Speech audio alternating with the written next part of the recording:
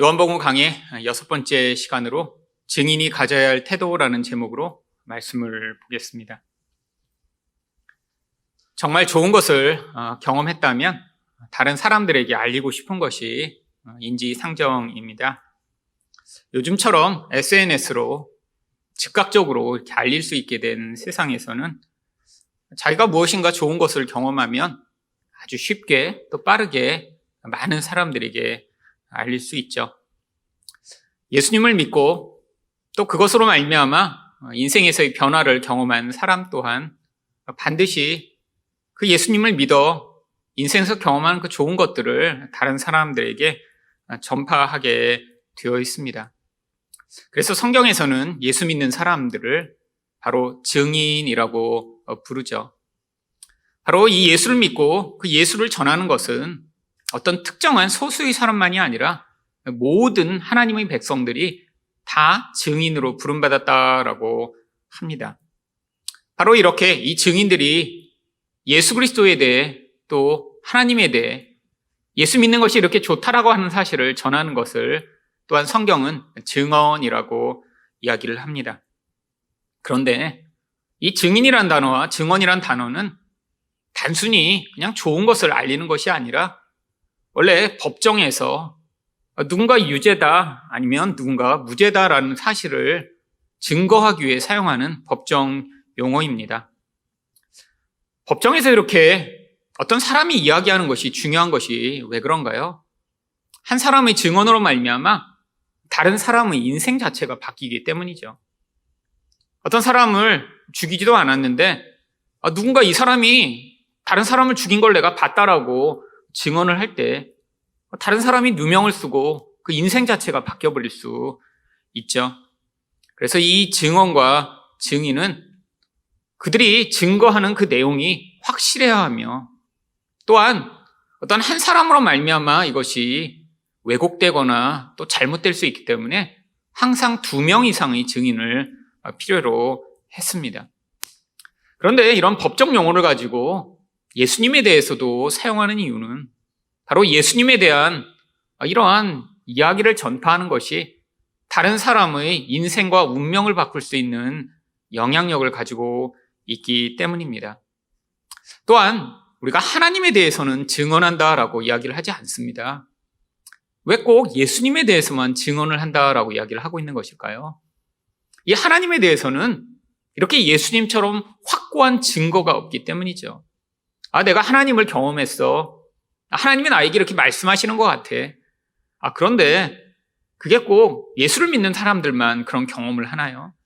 세상에 많은 사람들이 어떤 신비한 경험, 자기 나름대로의 영적 체험을 한 뒤에 그것을 하나님 혹은 신 혹은 알라라는 이름을 붙여 얼마든지 이야기를 할 수 있죠. 하지만 우리가 왜 예수님에 대해서 증언하고 또 예수님을 증거하는 증인이라고 이야기를 하나요? 바로 이 예수님에 대한 이 이야기는 확실한 증거가 있기 때문입니다. 그런데 다 증인으로 부름받았지만 이 증인의 역할을 제대로 못하는 사람들이 아주 많이 있습니다.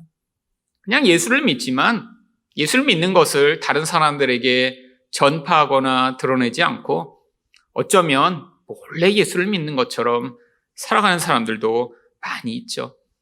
아니 그 사람으로 말미암아 다른 사람의 운명이 달라질 수 있는데 그냥 마치 자기가 예수를 믿은 것이 그냥 그렇게 중요한 것처럼 여겨지지 않기 때문에 세상에서도 이 증인의 삶을 살아가지 못하는 사람들이 아주 많이 있습니다. 성경은 그래서 오늘 이렇게 확고하게 증인의 역할을 하기 위해서는 어떠한 태도가 필요한지를 살펴보고자 하는데요. 증인의 태도는 어떠해야 하나요? 자신의 정체성을 명확히 깨달아야 합니다. 19절 말씀을 보겠습니다.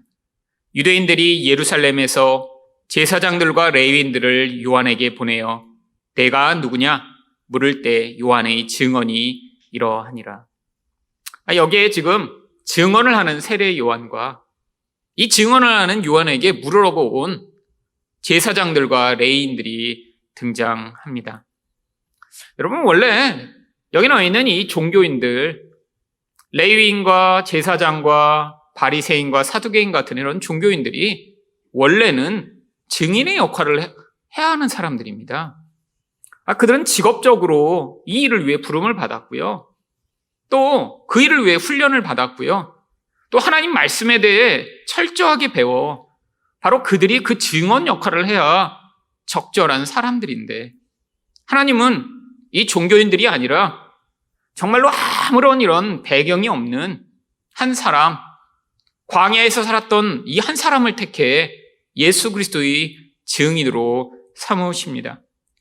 왜 그렇게 하신 것일까요?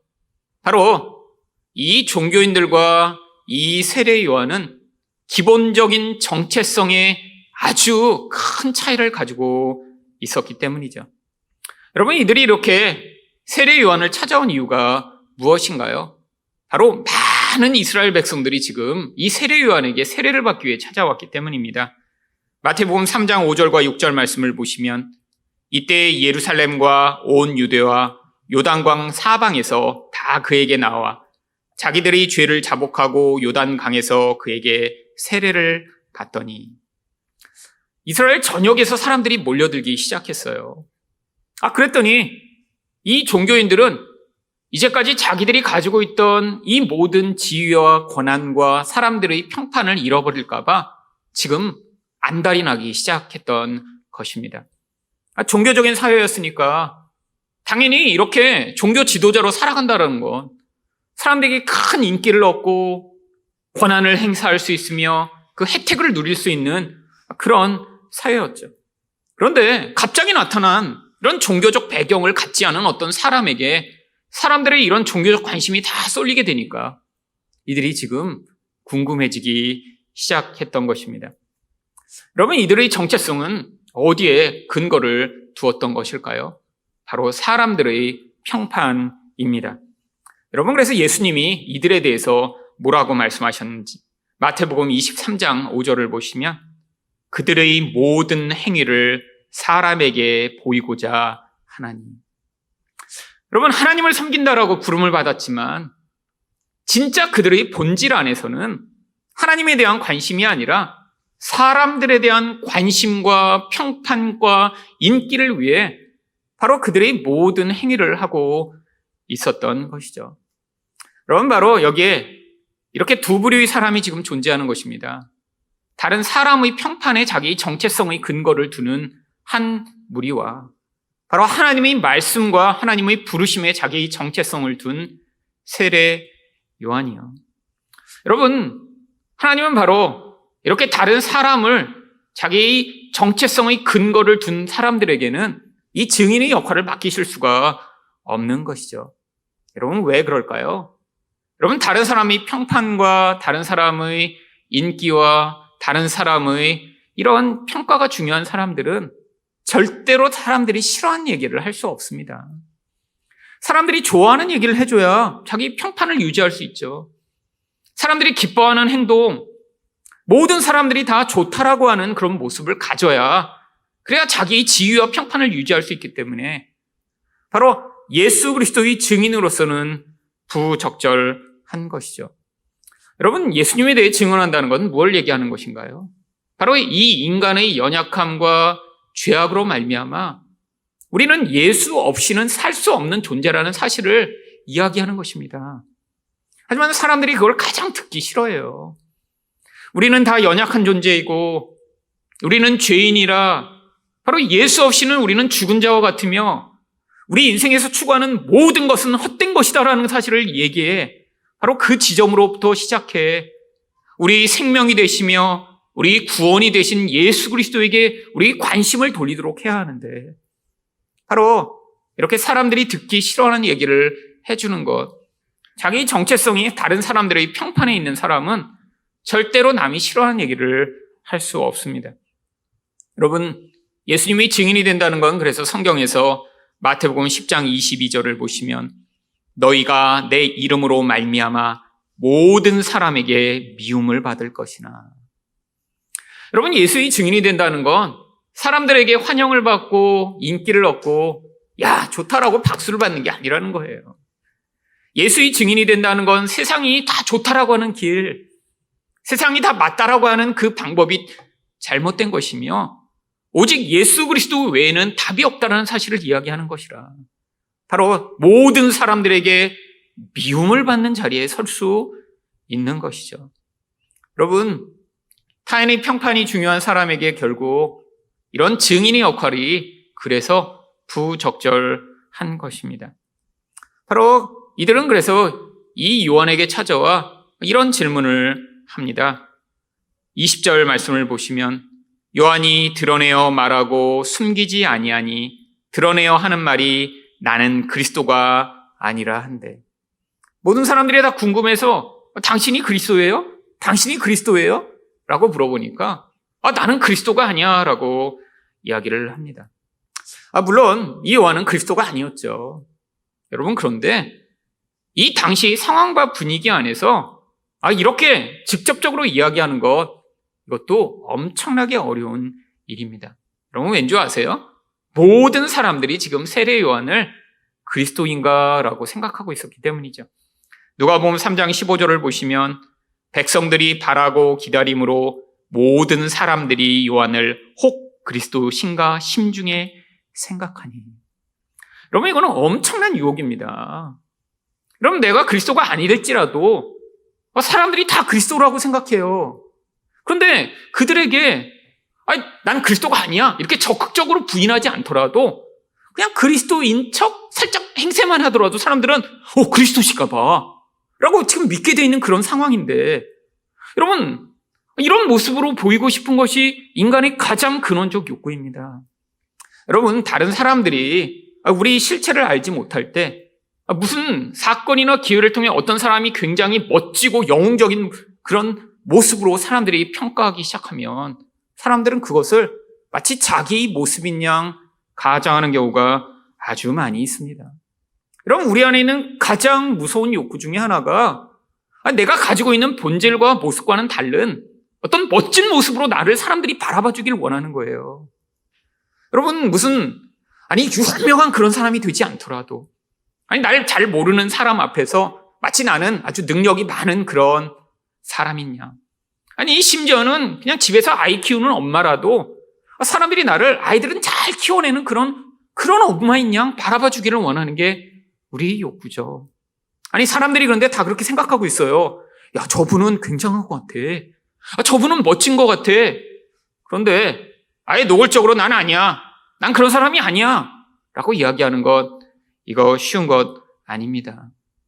여러분, 자기 정체성이 명확하지 않으면 다른 사람의 시선에, 다른 사람이 나에 대한 평판에 오히려 맞추어 그와 비슷한 모양으로 자기를 드러내고 싶은 게 우리들의 모습이죠. 여러분, 바로 이 인간의 욕구, 이 인간의 근원적인 본질이 하나님 안에 있지 않은 우리들은 이런 유혹에 쉽게 넘어갑니다. 요즘 학폭으로 아주 유명해진 그런 한 연예인이 있습니다. 저도 그런 연예인이 있는지도 몰랐는데 하도 신문이랑 이런 데서 계속 아무개 어떤 일 했다 저떤 일 했다. 그래서 이름도 알게 되고 얼굴도 알게 됐어요. 근데 중고등학교 때 단순히 누구 그렇게 때리고 돈 뺏은 정도의 학폭이 아니라 아주 정말 심각한 그런 아주 나쁜 짓을 많이 했더군요. 정말 제가 다녔던 중고등학교에도 그 정도 수준의 아이가 한두 명 있었습니다. 정말 우리들은 다 그들을 보며 쓰레기라고 여겼죠.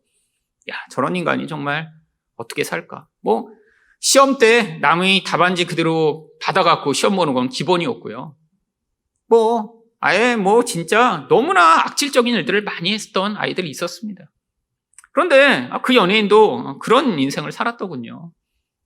지금에야 드러나서라도 정말 연예인 일을 그만두게 된 것 굉장히 다행이라고 생각합니다. 그런 일을 당했던 사람이 그것들을 보면서 얼마나 아파하고 힘들었을까요? 그런데 놀라운 사실은 이 연예인의 이런 학폭 사실이 드러나기 전에 어떤 매체랑 인터뷰한 기사가 바로 요즘 다시 뜨고 있더군요. 그런데 이제 기자가 질문을 했어요. 자기 장점이 뭐라고 생각하냐고. 그랬더니 이 연예인이 뭐라고 얘기했냐면 사람들이 자기에 대해서 아주 많이 순수하다라고 이야기를 한대요. 그래서 사람들이 이렇게 순수하다고 얘기하는 얘기를 듣다 보니까 자기 장점이 순수함이라는 사실을 깨닫게 됐다는 거예요. 그래서 자기 입으로 말하기는 좀 그렇지만 자기 가장 큰 장점은 순수함인 것 같다라고 인터뷰를 했더군요. 이 사건이 터지고 나니까 사람들이 그 밑에다 뭐라고 답글을 달았냐면 너는 순수악이다 이렇게 답글을 달았더군요. 순수라는 단어가 도대체 무슨 뜻인지 몰라서 나는 순수가 나의 장점입니다라고 이야기를 한 것일까요? 아닙니다. 자기 안에 두려움이 있었죠. 자기 안에 그런 악하고 더러운 행위들을 하며 살았다는 사실에 대한 그런 죄책감이 있었죠. 근데 그걸 아는 사람은 소수잖아요. 그러니까 누군가 지금 있는 모습을 가지고 유명해진 다음에 야 멋진 것 같아요, 순수한 것 같아요 하니까 그것을 자기 이미지로 차용해 가져와 나는 순수함이 나의 장점입니다 라고 이야기하는 게 그게 바로 인간의 모습입니다. 여러분, 우리는 이 세례 요한이 나는 그리스도가 아닙니다 라고 얘기한 것 너무 당연한 것처럼 여겨지죠. 하지만 하나님처럼 되고 싶은 이 인간의 가장 근원적 욕구 안에는 바로 하나님 안에서 우리가 온전한 정체성을 갖지 못하면 바로 사람들 앞에 우리 자신을 멋진 것처럼 보이고 싶은 이 무서운 욕구로 말미암아 이런 연예인처럼 얼마든지 자기 본질은 망각한 채로 나는 이런 멋진 존재야, 나는 괜찮은 사람이야 라고 착각하며 드러내는 이런 사람이 될 가능성이 굉장히 높습니다. 여러분, 이게 바로 정체성의 분리죠. 하나님에게 근원을 두지 않은 사람에게 근거를 둔 정체성은 계속해서 요동하기 마련입니다. 누군가 나의 진짜 본질을 알게 되면 그 사람의 본질이 무너지게 되어 있어요. 사람들 앞에서는 굉장히 거룩한 척, 가정에서는 굉장히 화목한 척, 아내를 사랑하는 남편인 척, 남편에게 순종하고 가족들을 위하는 아내인 척, 아이들한테 온갖 사랑을 다 베푸는 부모인 척, 부하 직원을 사랑하고 챙겨주는 상사인 척 할 수 있지만 여러분, 그게 계속해서 그런 삶을 살 수 있나요? 여러분, 사람은 언젠가 자기의 본질이 드러나게 되어 있습니다. 그 본질적 모습이 더 강하고 더 노골적으로 드러날수록 결국 그 사람과 주변 사람들이 다 상처를 입고 붕괴되게 되어 있죠.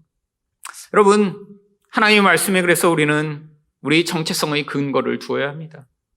사람들이 우리를 어떻게 생각하는지에 너무 예민해지고 세상 사람들이 보듯이 누군가 어떤 모습인가 그 모습에 맞춰 살기 위해 몸부림치는 순간에 우리는 우리 인생 자체도 불안해지고 요동할 뿐 아니라 하나님이 우리에게 맡겨주신 이 증인의 역할을 절대로 감당하지 못하며 결국 사람들이 기뻐하는 모습으로, 사람들이 나를 좋게 평가하는 모습으로만 살아가는 그런 이중적 인생을 살 수밖에 없는 것이죠. 두 번째로 사람들은 그를 엘리야로 오해하며 그에게 물어봅니다. 21절 상반절을 보시면 또 묻되 그러면 누구냐? 내가 엘리야냐? 이르되 나는 아니라. 왜 사람들이 엘리야라고 그를 물어본 것인가요? 구약 성경에 바로 이 메시아가 오시기 전에 엘리야가 다시 올 것이다라고 하는 예언이 있기 때문입니다. 말라기 4장 5절을 보시면 보라, 여호와의 크고 두려운 날이 이르기 전에 내가 선지자 엘리야를 너희에게 보내리니. 하나님이 왜 이런 약속을 하셨나요? 바로 이 엘리야의 그 큰 능력과 그 힘을 가지고 결국엔 하나님이 이 메시아 오시기 전에 길을 예비할 이런 일을 하시겠다라고 약속하셨기 때문이죠. 여러분, 세례 요한이 이런 엘리야 선지자의 역할로 이 땅에 온 것 맞나요? 예, 맞습니다. 예수님도 그렇게 증언하셨어요. 마태복음 11장 14절을 보시면 예수님이 이 세례 요한에 대해 이렇게 말씀하십니다. 오리라 한 엘리야가 곧 이 사람이니라. 예수님도 그가 엘리야 맞다라고 얘기하셨어요. 근데 세례 요한은 자기가 아니래요. 나는 엘리야가 아니다라고 얘기해요. 지금 거짓말하고 있는 것인가요? 아닙니다. 지금 사람들이 기대하는 엘리야와 하나님이 엘리야를 보내셔서 이 땅에서 행하실 일이 다른 것이기 때문에 나는 너희들이 기대하는 그 엘리야 역할로 온 게 아니야 라고 지금 답을 하고 있는 거예요. 사람들은 어떤 엘리야의 역할을 기대했나요? 정권과 싸우며 갑자기 850인의 이런 우상 숭배하는 사람들을 다 몰살시킬 수 있는 능력을 보이며, 비가 오지 않는데 비를 내리며, 이런 사람들에게 풍요와 그런 정치적 안정과 또한 강력한 변화를 가져올 수 있는 그런 능력 많은 엘리야를 기대했죠.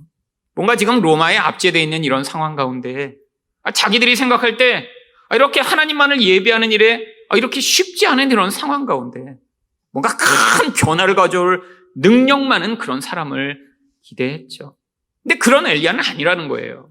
너네들은 지금 착각하고 있다라는 거예요. 그러면 도대체 이 세례요한은 어떤 엘리야의 역할을 한 것일까요? 누가복음 1장 17절입니다. 그가 또 엘리야의 심령과 능력으로 주 앞에 먼저 와서 아버지의 마음을 자식에게 거스르는 자를 의인의 슬기에 돌아오게 하고 주를 위하여 세운 백성을 준비하리라. 사람들의 마음을 바꾸는 엘리야의 역할이요. 여러분, 아버지의 마음이 자식에게 가는 게 원래 정상 아닌가요? 근데 이게 다 틀어져 버린 거예요. 아니, 지금 거슬러서 지금 온전한 지혜를 갖지 못한 것, 이게 지금 사람들의 마음의 상태라는 거예요. 그래서 하나님을 온전히 섬기고 바른 길을 찾아 그래야 예수를 만날 수 있는데, 이 틀어져 버린 마음을 바꾸는 이 일을 위해 엘리야가 왔다라고 하는 것이죠. 결국 이 세례 요한은 사람들이 원하는 것을 주기 위해 온 사람이 아니라는 거예요. 그래서 나는 엘리야가 아니라고 지금 주장하고 있는 것입니다. 여러분, 늘 사람들이 착각하는 게 무엇인가요? 상황이 변하면 그러면 괜찮아지겠지라고 생각하죠. 사람들이 엘리야를 기대했던 것도 상황이 변하기를 원했던 거예요. 정치적 상황이 변하고, 경제적 상황이 변하고. 여러분, 우리도 마찬가지입니다. 여러분, 우리에게 문제가 있고 어려움이 있을 때 경제적 상황만 변하면, 이 모든 문제가 다 해결된다고 착각하는 사람들 많이 있어요. 내가 돈만 한 200만 원 더 벌면 그러면 우리 모든 문제가 해결될 텐데. 아니요. 여러분, 문제의 근원은 경제적이거나 정치적이거나 외적인 데 있는 것이 아닙니다. 하나님이 우리 안에서 본질적인 부분을 바꾸기를 원하세요. 여러분, 돈의 문제가 진짜 이 죄가 가져온 관계와 모든 파괴의 문제를 해결할 수 있나요? 어떤 탁월한 대통령이 나타나고 좋은 시장이 세워지고 나면 이 나라의 문제가 해결될 수 있나요? 아니에요. 여러분, 성경이 이야기하는 거는 인간의 근원적 모든 문제의 그 본질 안에는 상황이 아니라 바로 우리 죄가 만들어낸 이 관계의 파괴, 영적인 온전한 지혜를 받아들일 수 없는 그 본질이 있다라고 하는 것을 우리에게 계속 보여주고자 하는 것입니다. 여러분, 그래서 예수만이 답인 거예요.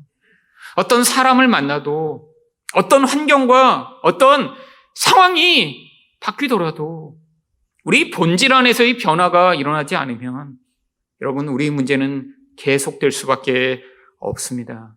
사람들이 그때 그 문제를 착각한 거죠. 로마가 이렇게 우리를 압제하는데 이 로마만 사라지면 괜찮을 거야. 여러분, 로마가 없기 전에 이스라엘 백성들이 어땠나요? 구약성경 내내 그들은 우상을 숭배하며 다른 사람들을 압제하며 죄가 그들을 멸망하게 만드는 그 결과를 얻을 수밖에 없었죠. 여러분, 지금도 마찬가지입니다. 하나님이 우리에게 계속해서 요구하시는 것은 우리의 상황에 지금 집중되어 있는 눈을 열어 우리 마음의 본질 안에 무엇이 이렇게 지금 온전한 관계를 맺지 못하게 만드는 틀어진 것인가? 하나님의 영적인 지혜를 받아들이지 못하게 이렇게 하나님을 반대하고 있는 마음은 무엇인가를 제대로 깨닫도록 하는 것이죠. 여러분, 이게 바로 말씀의 역할입니다. 말씀을 통해 나의 지금 뒤틀어진 이 모습들을 발견하여 바로 이것들을 유일하게 치유하실 수 있는 분인 예수 그리스도에게 우리 관심과 마음을 집중하는 것. 어쩌면 여러분이 지금 듣고 계신 설교도, 여러분이 이 설교를 한번 들었다고 우리가 정말 갑자기 치유가 임하고 사람이 변하나요? 여러분, 저는 옛날에 그걸 굉장히 많이 기대했습니다.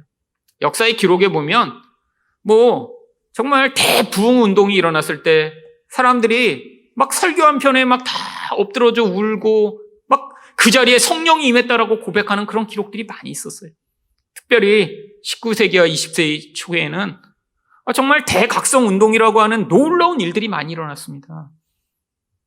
그래서 제가 이렇게 책을 보고 그러면서, 이게 100년 전쯤에 일어났는데, 이제 다시 일어날 때가 되지 않았을까?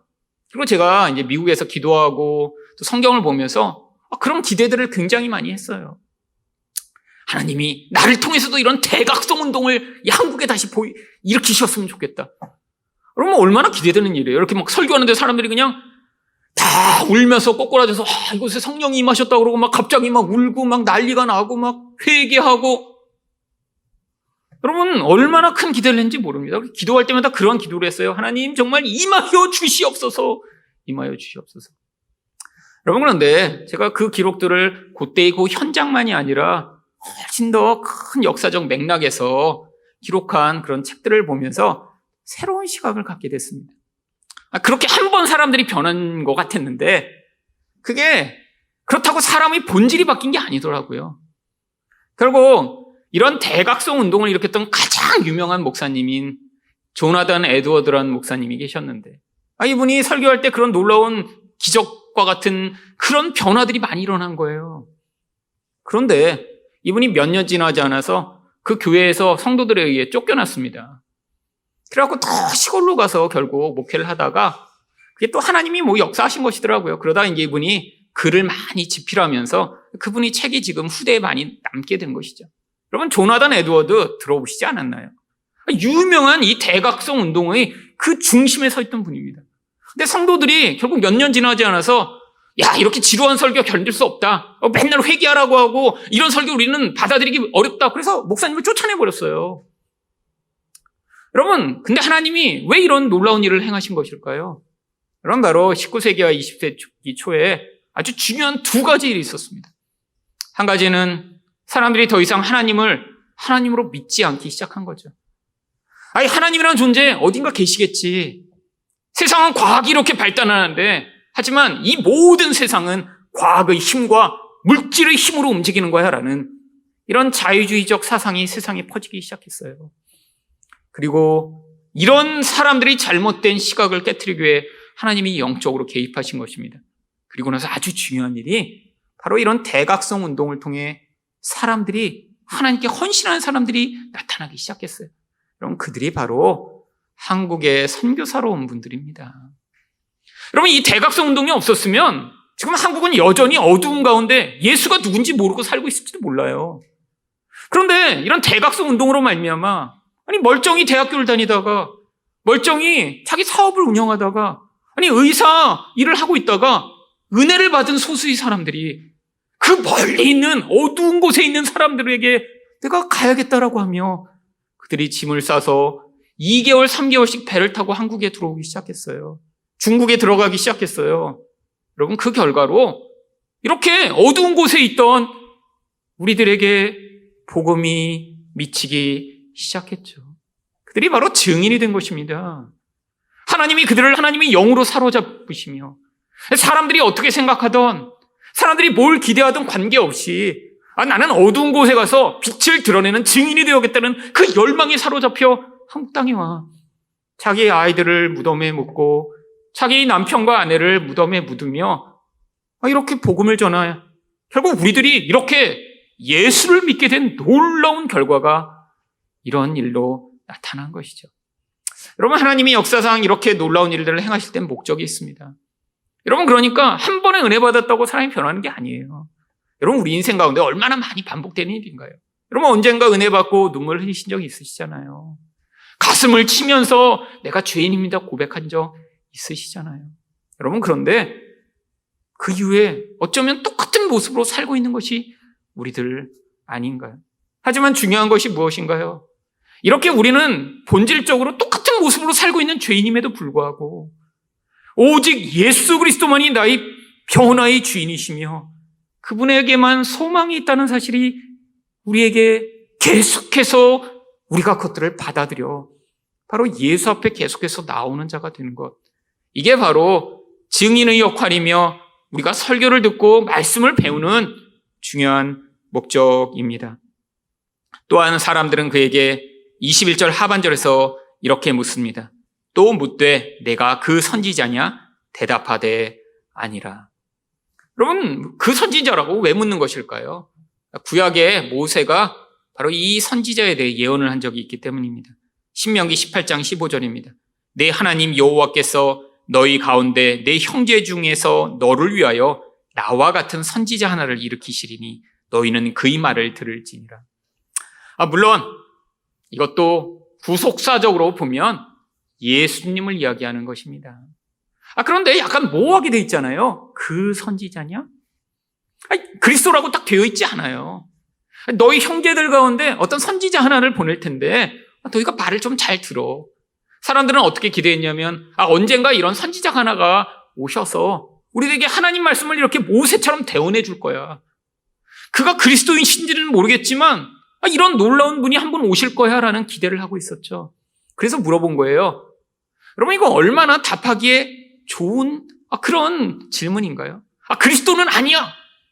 근데 그 선지자야? 그 선지자일 수도 있죠. 왜? 모호한데 사람들이 기대하며 괜찮은 그런 영향력을 미칠 수 있는 타이틀이니까요. 여러분, 그런데도 아니라고 이야기를 합니다. 나는 아니야. 나는 아니야. 여러분은 도대체 여러분의 정체성을 어디에 두고 계신가요? 여러분, 세상 사람들은 다 다른 사람들에게 자기 정체성을 두고 삽니다. 그러니까 그렇게 요동하며 사는 거예요. 사람들이 이게 좋다고 그러면 그런 모습을 갖기 위해 몸부림칩니다. 자기 자녀들에게도 이게 좋다고 그러면 그 길로 보내기 위해 희생하고 헌신하며 그 길로 보내기 위해 애쓰죠. 그런 모습을 갖지 못하면 부끄러워하고 창피하게 여기죠. 여러분, 그래서 그들은 예수님의 증인이 될 수 없는 것입니다. 그러면 성도는요? 여러분, 많은 성도들 가운데도 이런 하나님이 우리를 부르신 그 부르심에 우리 근거를 두지 않고 사람들이 나를 어떻게 평가하는지에 너무나 많은 관심을 기울이고 사는 사람들이 많이 있습니다. 여러분, 젊은 사람들은 정말 이제는 옛날보다 훨씬 더 심해졌죠. 옛날에는 친척들, 주변 동네 사람들한테만 내가 어떻게 보이는지를 증명하면 됐는데 이제는 불특정 다수에게 내가 누구인지를 계속해서 증명해야 되는 이런 시대를 살아가는 우리 젊은 사람들. 어쩌면 너무 큰 유혹 가운데 살아가고 있다라고 합니다. 저도 실제로 제가 알고 연락하는 사람은 한 100명에서 200명쯤 되겠죠. 근데 제 페이스북 친구는 페이스북은 잘 안 하긴 합니다. 예전에 이제 설교 좀 올리고 그러라고 좀 쓰다가 안 하는데 여러분, 제 페이스북 친구는 1000명쯤 돼요. 1000명. 제가 1000명을 다 알고 있을까요? 여러분, 모릅니다. 근데 그들은 내가 뭔가 올리면 다 알게 돼요. 제가 어디서 뭘 먹었다 만약에 올렸다고 하면 그들은 1000명이 다 알게 돼요. 여러분, 누군가 모르는 1000명이 저를 지금 지켜보고 있다고 생각해 보세요. 이거 무서운 것입니다. 여러분, 그래서 전 절대로 제가 뭘 한 걸 잘 안 올려요. 왜? 여러분, 모르는 1000명이 저를 눈을 이렇게 부릅뜨고 보고 있는데 그럼 함부로 어떻게 올리겠어요? 근데 요즘 젊은 사람들은 매일매일 올리더군요. 뭘 먹는지, 어디에 갔는지, 우리 집이 어떤지 맨날 찍어서 올려요. 간이 지금 저보다 한 10배쯤 큰 것 같아요. 저는 심장이 콩닥거려서 못 올리겠더라고요. 사람들이 저를 모두 다 눈을 뜨고 보고 있을 거 아니에요. 어제는 설렁탕을 먹었구나. 오늘은 와플을 먹었구나. 그거 무서운 거 아니에요? 여러분, 근데 사람들이 정말 자기의 진실을 다 거기다 고백하나요? 아니에요. 제가 얼마 전에 읽은 책 제목이 모두가 거짓말을 한다라는 책이었습니다. 근데 이 사람이 모든 사람들이 다 거짓말을 한다고 이렇게 책을 낸 그런 근거가 직접 인터뷰를 하거나 사람들을 찾아본 게 아니라 구글 데이터만을 가지고 이 책을 썼어요. 그래서 인터넷에서 이제 사람들이 무엇을 검색하고 사람들이 어떻다라고 자기를 표명하는 그런 모든 데이터를 가지고 분석해서 사람들이 얼마나 거짓말을 많이 하는지를 이 책에다 썼습니다. 이 사람이 근거로 삼은 게 바로 페이스북이었어요. 사람들이 페이스북에 자기가 어떤지 사진과 글로 계속 올립니다. 여러분, 페이스북에 사람들이 어떤 내용을 올릴까요? 제가 얼마나 괜찮은 사람인가 자꾸 올리죠. 여러분, 집에서 싸우고 나서 이렇게 사진 찍어서 남편의 주먹이 나의 눈을 이렇게 크게 만들었어요. 찍어 올리는 사람 누가 있어요? 아이한테 소리 질러갖고 애가 울고 있는 거 사진 찍어서 오늘은 어제는 2시간 울더니 오늘 3시간 우네? 찍어 올리는 사람이 누가 있어요? 다 자기 좋은 모습만 올리죠. 여러분, 한국 사람이면 미국 사람이면 똑같습니다. 페이스북을 조사했더니 사람들이 올리는 거의 대부분의 자료들은 얼마나 수준 있는 책을 읽는가 딱 찍어서 올리고요. 또 가정은 얼마나 화목한가 가족 사진 올리고요. 친구들이 얼마나 많은가, 얼마나 즐겁게 친구들과 주말을 보내고 있는지 주로 올리고요. 또 수준 있는 그림과 또 수준 있는 음악들을 좋아한다는 사실을 주로 올리고요. 미국의 경우니까 아마 그렇겠지만 또 얼마나 투표를 잘하고 있는지도 올린다고 해요. 또 기부도 얼마나 많이 하고 있는지도 올린다고 하죠. 사람들이 이런 모습들을 얼마나 자기를 드러내는지를 다 데이터로 분석을 해서 실제 사람들이 어떻게 살고 있는가와 이렇게 조사를 했더니 너무나 큰 차이가 나고 있는 거예요. 사람들이 평소에는 기부를 이렇게 한다라고 해서 그 데이터를 가지고 진짜 기부하는 퍼센트랑 비교했더니 거의 2-3배의 차이가 나고요. 실제로는 이런 수준 있는 어떤 책을 읽는다고 해서 봤더니 그 책과 또 이런 아주 수준 낮은 그런 저질적인 책과의 그 퍼센트 차이가 너무 심하게 나는 거예요. 결국 결론이 뭐냐면 사람들은 남들이 자기를 평가하고 보고 있는 곳에서는 모두가 거짓말을 한다가 이 책의 결론입니다. 이게 왜 이렇게 된 것이죠? 바로 자기 정체성의 근거가 다른 사람들에게 있기 때문이죠. 여러분, 세상 사람들은 그런데 그걸 전혀 이질적으로 생각하지 않아요. 너무 당연하게 생각합니다. 자기 모든 모습과 본질을 어떻게 다 보여줘? 나의 가장 좋은 모습을 보여줘야지. 여러분, 젊은 사람들일수록 더욱 심하죠. 사진을 1000장을 찍은 뒤에 그중에 가장 잘 나온 사진을 또 보정해서 한 장을 올립니다. 그래서 그것을 마치 자기 모습이라고 착각하게 만들고 나중에는 자기도 착각하게 돼요. 거울 볼 때마다 놀랍니다. 어머, 이 사람은 누구야? 그럼 이게 지금 젊은 사람들의 모습 아닌가요? 무서운 일이죠. 여러분, 무슨 일이 벌어질까요? 자기 안에 지금 불안정한 자아를 가지게 됩니다. 내가 누군지 모르겠어요. 사람들에게 보여주고자 하는 나의 모습은 이렇게 멋진데 진짜 내 안에 있는 우울하고 외롭고 힘들고 약하고 도움이 필요한 나 자신의 모습을 내가 받아들이지 못하면서 우리 안에 계속해서 불안과 갈등과 고민이 싹 트는 것이죠. 여러분, 우리가 먼저 행복해지기 위해서라도 우리 정체성이 사람들에게 있어서는 안 됩니다. 여러분, 그래서 이 페이스북이나 인스타그램 같은 SNS를 많이 하는 사람일수록 더 행복해지는 게 아니라 더 불행해지고 더 많은 우울증을 경험하게 됩니다. 여러분, 그럼 세례 요한은 자신을 도대체 뭐라고 이야기를 하고 있나요? 22절에서 사람들이 물어옵니다. 또 말하되 누구냐? 우리를 보낸 이들에게 대답하게 하라. 너는 내게 대하여 무엇이라 하느냐? 도대체 넌 누구야 그러면? 너는 그리스도도 아니고 넌 엘리야도 아니고 넌 그 선지자도 아니면 그럼 도대체 누구야? 그때 23절에서 세례 요한이 이렇게 답을 합니다. 이르되 나는 선지자 이사야의 말과 같이 주의 길을 곧게 하라고 광야에서 외치는 자의 소리로라 하니라. 여러분, 소리래요, 소리. 여러분, 소리가 눈에 보이나요? 아니, 지금처럼 녹음기가 있으면 소리를 잡아낼 수 있지만 옛날에는 소리는 그냥 지나가 버리고 사라져 버리는 것입니다. 아무도 그 소리의 실체를 알 수가 없어요. 근데 소리는 목적이 있는 소리라는 거예요. 주의 길을 곧게 하라. 쉬운 말로 하면 주님이 오실 텐데 땅이 이렇게 홈이 파였으면 평평하게 만들고 주님이 걸어가실 수 있도록 길을 온전하게 만들라라는 목적을 가진 소리라고 하는 것이죠. 여러분, 요한은 지금 자기가 누구인지 드러내고 싶지 않아요. 아니, 그럴 필요가 없어요. 왜? 여러분, 자기가 누구인지 불안한 사람일수록 남이 나를 어떻게 평가하는지 너무 관심이 많습니다. 내가 예쁜가? 내가 잘생겼다고 사람들이 생각할까? 사람들은 내가 어떤 존재라고 생각할까? 내가 이런 모습을 하면 사람들이 나를 어떻게 이야기해 줄까? 여러분, 하나님이 우리에 대해 평판을 가지고 우리를 말씀하시는 근거는 무엇인가요? 우리가 사랑받는 자라는 거예요.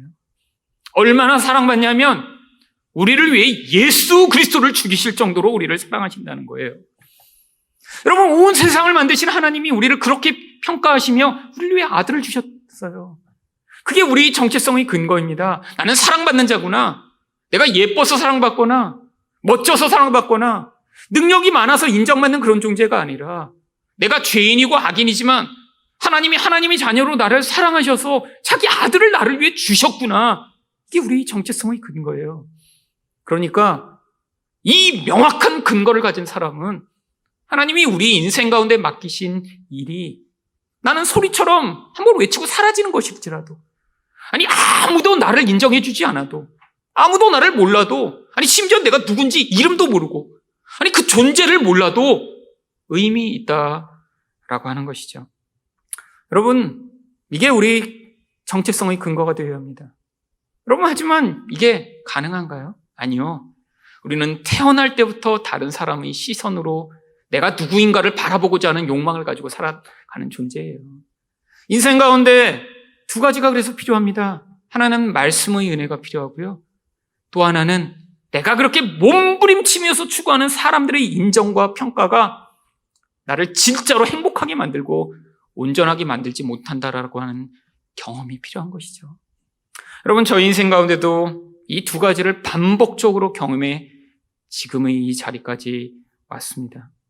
여러분, 저도 제 안에 유명해지고 싶은 욕구가 너무너무 많았어요. 아니, 사람들에게 멋진 존재로 나를 드러내고 싶은 욕망이 너무너무 많았죠. 아니, 그리고 주변에서 그렇게 이야기해주는 사람들이 있었습니다. 아는 어떤 분은 저보고, 야, 너는 키만 컸으면 정말 완벽한데. 그렇게 어려서부터 저한테 얘기했어요. 공부도 잘하지, 뭐. 얼굴도 그냥 아주 멋지게 생겼지. 그냥 키만 크면. 그래서 제가 키만 크면 될 줄 알았어요. 키만 크면. 근데 키가 안 커버렸습니다. 그래도 세상에서 나를 증명할 다른 도구들이 여럿 있었죠. 그러다가 제가 목사로 부름을 받은 거예요. 여러분, 그 욕구가 사라졌을까요? 나 자신을 드러내고 싶고, 내가 많은 사람들에게 영향력을 미치고 싶은 그 욕구요. 아니요, 근데 또 신기하게 하나님이, 저는 어려서부터 그 욕구들이 이렇게 충족되도록 하나님이 만드시는 기회들을 여러 번 경험했어요. 중학교에 들어갔는데 음악 선생님이 저를 너무 예뻐하셨어요. 그때 이제 제가 피아노도 쳤거든요. 그래서 이제 학교에서 반주도 하고 그러니까, 야, 너 그냥 그렇게 음악적 재능이 있는 것 같은데 전교생 이렇게 조회할 때 네가 이 지휘 좀 해라. 근데 그게 쉬운 일이 아니었습니다. 여러분, 제가 어렸을 때 그 중학교 사람이 얼마나 많은가요? 뭐 16반 막 이렇게 되는데 한 반에 막 75명, 80명씩 있는데 전 교생이 다 운동장에 왔으면 몇천 명이에요. 근데 애국가와 학교 교가 지휘를 하라는 거예요. 시작할 때 4절까지 부릅니다, 애국가를. 그래갖고 첫날 가서 섰는데 하기 전에는 이제 이렇게 사람들 많은데 올라가면 어떨까 그러는데, 여러분, 이 사람이 많은 데서 저를 쳐다본다는 게 그때 처음 경험했는데 얼마나 떨리냐면, 이 아래쪽으로 마비가 돼갖고 다리가 덜덜덜덜덜 이렇게 떨리는데, 제가 이 지휘단에 딱 올라가 있다가 다리가 너무 떨려서 그 앞으로 꼬꾸라져서 떨어질 뻔했어요. 이 위에는 지휘를 하는데 덜덜덜덜덜, 이 사람들이 수천 명이 저를 쳐다보고 있다라는 그 압박이 너무너무 심해갖고, 근데 그것도 익숙해지니까 괜찮더군요. 매주 월요일 아침마다 그 수천 명 앞에서 올라가 지휘를 했습니다. 근데 한 달쯤 했더니 이제는 밑에서 노래 부르고 있는 애들 얼굴이 보이는 거예요. 저 자식 껌 씹고 있네. 즐기기 시작했어요. 선생님들이 저를 보고 있는데 내가 마치 뭐가 된 것 같아요. 그 몇천 명 앞에서 이렇게 막. 여러분, 그래서 그때부터 그 맛을 조금 봤죠. 야, 이 10명 앞에 서는 거랑 100명 앞에 서는 거랑, 여러분, 한 3,000명 앞에 서 있는 거랑 느낌이 다릅니다. 느낌이요. 그 황홀한 느낌. 사람들이 나를 다 쳐다보고 있는 그 느낌. 여러분, 그런데 또 신기하게 목사가 되고 나서 큰 교회에서만 사역하게 됐어요. 여러분, 기대가 정말 하늘을 찌를 듯이 기대가 커지기 시작했습니다. 보니까 한 번에 5,000명, 6,000명씩 막 예배당에 들어가는 그런 교회들에서 사역했죠. 야, 저 앞에 서서 설교하면 어떨까? 기회가 한두 번씩 주어지기 시작했습니다. 여러분, 그 기분이라는 건요, 저희 부서가 있어요. 뭐 저희 부서도 한 200~300명씩 됐죠. 지금 교회보다 훨씬 컸죠. 큰 교회의 한 부서니까. 근데 가끔씩 어른 예배 설교하게 돼요. 여러분, 사람 많습니다. 그럼 부서 설교할 때는 뭐 저만 그랬던 건 아닌 것 같아요. 부서 설교할 때는 막 사역 바쁘고 힘드니까 막 토요일 밤에 설교 준비하느라고 막 밤새다가 가서 설교하고 그랬는데, 한 달 후에 어른 예배 설교 잡혔다 한 달 전부터 매일같이 그 설교 준비하고 막 잘하려고 애쓰고 노력하고 막 그래갖고 올라가서 어떤가? 여러분, 그런데 미국에 갔는데 여러분 그 전까지 큰 예배당에서도 설교해보고 설교할 때마다 사람들이 잘한다고 하는 사람들이 있었어요. 지금은 제가 복음의 이야기만 하지만 그때는 복음이랑 이렇게 사람들이 좋아하는 것도 가끔씩 자주 섞어서 했습니다. 그때는 저도 복음을 잘 몰랐거든요. 사람들이 좋아할 만한 얘기들을 해주면 사람들이 좋아했어요. 예화도 아주 재밌는 예화들 가끔씩 섞어 쓰기 시작했죠. 근데 미국 가서 설교할 기회가 없는 거예요. 정말 너무너무 외로워지기 시작했습니다. 그게 한 해, 두 해 이렇게 계속 점점 되는데 제 자신이 사라져버리는 것 같더군요. 점점의 그 무명의 시절이 저를 너무너무 고통하게 만들었습니다. 사람들이 나를 다 잊어버리면 어떻게 하지? 나중에 한국에 가서 아무도 나를 알지 못하면 어떻게 하지? 그 두려움이 너무너무 커지기 시작했어요. 여러분, 제 안에서 사람들에게 저를 증명하고 싶었는데 그게 할 수 없게 되니까 그 불안과 초조, 두려움이 저를 지배하기 시작하면서 죽을 것 같더라고요. 여러분, 많은 일들이 있습니다. 그때 이 무명이라는 게 정말 얼마나 고통스러운지 정말 눈물을 흘리며 고백하게 됐어요. 그러다가 어느 날 어느 교회에 특별 새벽 기도가 있어서 새벽 기도하기 위해 교회에 가서 이제 예배를 드리고 기도를 하는데 그날 아침에 이제 조용한데 이제 기도를 하는데 제 안에 그 무명의 그 서러움, 이대로 다 사라져버릴 것 같은 그 존재의 정말 그 허망함에 제가 앉아있는데 갑자기 하나님이 그때 제가 묵상하던 창세기 말씀의 한 구절을 떠올리게 하시더군요. 하나님이 아브라함한테 두려워하지 말라, 나는 너희 방패요 너희 지극히 큰 상급이니라 라고 말씀하셨던 창세기 15장 1절의 말씀, 제 안에서 울리기 시작했습니다. 나는 너희 지극히 큰 상급이다. 나는 너희 방패다. 넌 뭘 도대체 두려워하냐? 내가 너희 무엇과 비교할 수 없는 가장 큰 상급인데 너는 도대체 무엇을 얻기를 원하느냐? 여러분, 잘 아는 말씀인데 그날 아침에 제 영혼에 그 말씀이 울려 퍼지기 시작했어요. 하나님, 사람들이 저를 인정해 주기를 저는 하나님보다 너무너무 더 원해서, 많은 사람들이 나를 잘한다 해주기를 너무나 열망해서 지금 이렇게 힘들고 고통하고 있는 것이군요. 우리 하나님이 좋은 분, 물론 하나님이 나를 그렇게 성공하게 만들 뿐이라고만 여겼지 하나님 자체가 나의 지극히 큰 상급이라고 생각하지 못했군요. 제가 그날 울며 하나님 앞에 회개하기 시작했습니다. 물론 한 번의 기회로 제 영혼이 완전히 변화된 건 아니죠. 이런 과정들이 반복되고 반복되며 정말 이 땅에서 정말 나는 진짜 소리처럼 외치다가 사라져도 괜찮겠구나. 이 세례 요한의 고백이 무엇인가 이제는 제가 느끼기 시작합니다. 어쩌면 제가 죽을 때 여기 계신 분은 저를 알지 모르죠. 담임 목사인데 여러분도 우리 목사님 이름이 뭐였지? 이러시면 이거는 되게 심각하죠. 그래서 여러분은 저를 아시겠죠, 여러분. 괜찮습니다. 여러분만 저를 아셔도. 하지만 이 땅에서 제가 소리처럼 그냥 예수 그리스도니까 누구신가를 소개하는 자로 그냥 소리처럼 사라져버려도 괜찮다. 여러분, 우리 정체성이 바로 예수 그리스도에게 있을 때만 이런 고백을 할 수 있는 것입니다. 여러분, 여러분 인생이 정말 무엇에 근거한 자가 되기를 원하시나요? 그래야 무엇을 할 수 있는 줄 아세요? 사람들이 우리에게 너는 뭔데 도대체 그런 일을 해? 이렇게 얘기해도 전혀 꿀리지 않는 그런 존재가 되는 거예요. 여러분 24절과 25절을 보시면 사람들이 그러니까 뭐라고 이야기합니까? 그들은 바리새인들이 보낸 자라. 또 물어 이르되 내가 만일 그리스도도 아니요 엘리야도 아니요 그 선지자도 아닌데 어찌하여 세례를 베푸느냐? 너가 도대체 뭔데 그런 일을 해? 네가 뭔데 왜 말씀을 가르쳐? 네가 뭔데 왜 사람들에게 영향력을 미치고? 네가 뭔데 이런 인생을 살아? 여러분, 그런데 요한은 전혀 영향을 받지 않아요. 26절 상반절에서 뭐라고 얘기합니까? 요한이 대답하되 나는 물로 세례를 베풀거니와. 여러분, 내가 하는 거는 이건 그냥 표면적인 거야. 이건 진짜가 아니야. 참 중요한 것과 가치 있는 것이 무엇인가, 그리고 내가 하는 이런 표면적인 것이 무엇인가를 사람들에게 명확히 구분하여 이야기해 줄 수 있습니다. 여러분, 진짜 중요한 것은 무엇이라는 거죠? 바로 이 요한복음에 안 나오지만 다른 데서는 나는 물로 세례를 베풀지만 예수님은 어떻게 하신다고 이야기를 했나요? 마가복음 1장 8절입니다. 나는 너희에게 물로 세례를 베풀었거니와 그는 너희에게 성령으로 세례를 베푸시리라. 여러분, 이게 우리들이 할 수 있는 일이에요. 여러분, 우리가 어떤 일을 한다고 사람이 정말 변화되나요? 여러분, 옛날에는 제가 그렇게 착각했어요.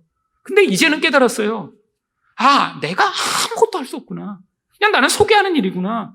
나는 그냥 말씀을 전하는데, 그때 예수 그리스도가 성령으로 임하시면, 하나님이 한 사람의 인생에 개입하시면 마치 성령으로 세례를 베풀어 한 사람을 변화시키시듯 하나님이 하시는 거구나. 여러분, 제가 이걸 받아들이는 거 쉽지 않았습니다. 저도 뭔가 하고 싶었거든요. 사람들이 와, 목사님 때문에 이렇게 됐습니다, 이런 얘기 듣고 싶었거든요. 여러분, 그런데 그게 아니라는 사실을 깨달았어요. 여러분, 하나님만이 여러분의 인생을 바꾸실 수 있습니다. 성령이 임하셔야 우리가 변화될 수 있습니다. 여러분, 그리고 정체성이 사람에게 있지 아니하여야 26절 하반절부터 27절과 같은 고백을 할 수 있어요. 너희 가운데 너희가 알지 못하는 한 사람이 섰으니 곧 내 뒤에 오시는 그이라. 나는 그의 신발끈을 풀기도 감당하지 못하겠노라. 여러분, 자기 정체성이 사람들에게 있지 아니하여야 예수만을 높이는 인생 살 수 있습니다. 나의 정체성이 사람들의 평판에 있다면 우리는 어떻게든 나를 드러내고 싶을 거예요.